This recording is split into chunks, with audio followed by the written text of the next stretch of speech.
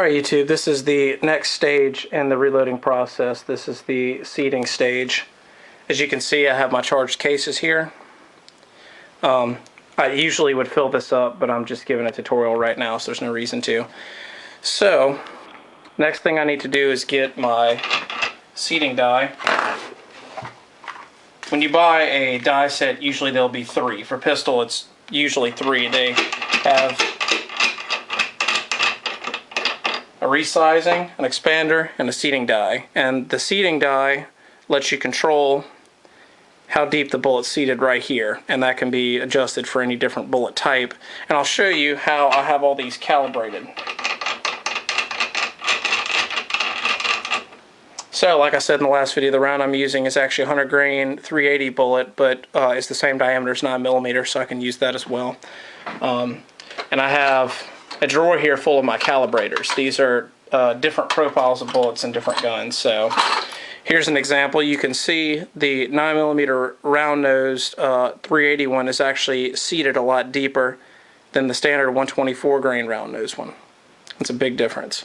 So I have them both seated in empty bottom cases because that's how deep I want it to go. And I put it in my press here. Let me just get this back. Okay, I put it in my press here, as you can see. And I bring this thing, man, I gotta move it again. Okay, bring this thing all the way down until it stops. As you can see, it's all the way up right there. And then I'm just going to adjust this thing until I feel it hit the bullet.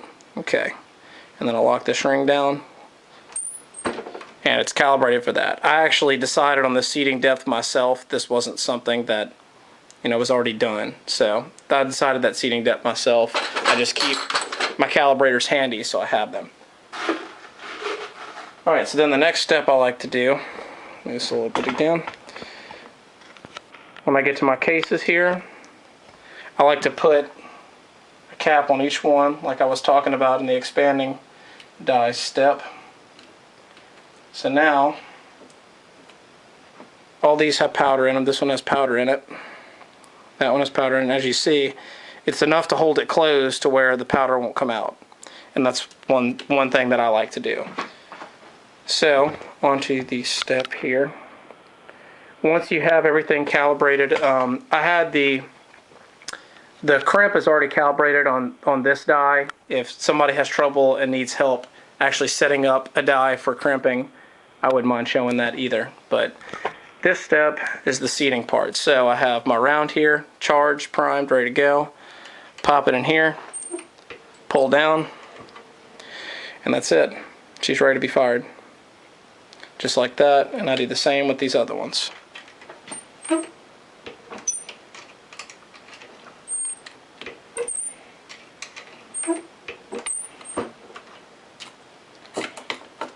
Alright.